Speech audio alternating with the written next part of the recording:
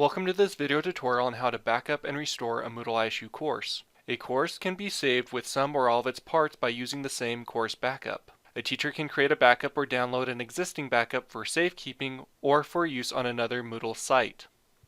Open the course that contains the content you need, click on the Settings gear menu and select Backup. Go through each phase and decide what items you want to include. For this example, we will include the default selections. Scroll to the bottom of the screen and click Next.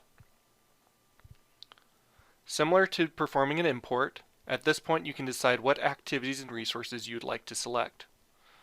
If you only want to create a backup of minor things, go ahead and select None and find the specific week and select the specific activities or resources you'd like to include. Once you have reviewed the content, scroll to the bottom of the page and click Next. In this phase, review the information. Anything with a green check mark will be added to the backup file. Anything with a red X will be left out. Once you have reviewed the information, click Perform Backup.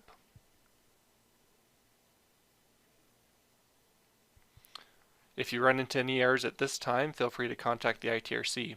If the backup file was successfully created, click Continue.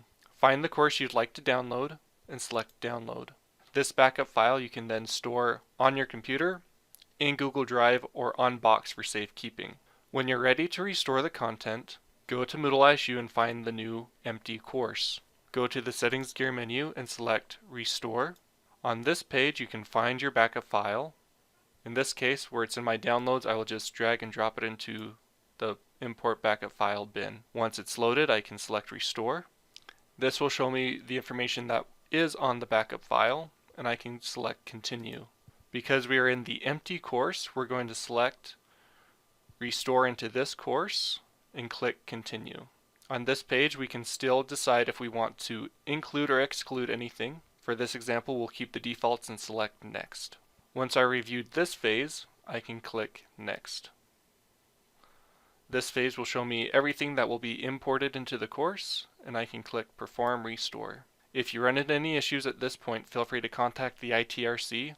If it has successfully restored, click Continue. You'll note that the course content has been added to the new course. If you need further assistance, feel free to contact the ITRC.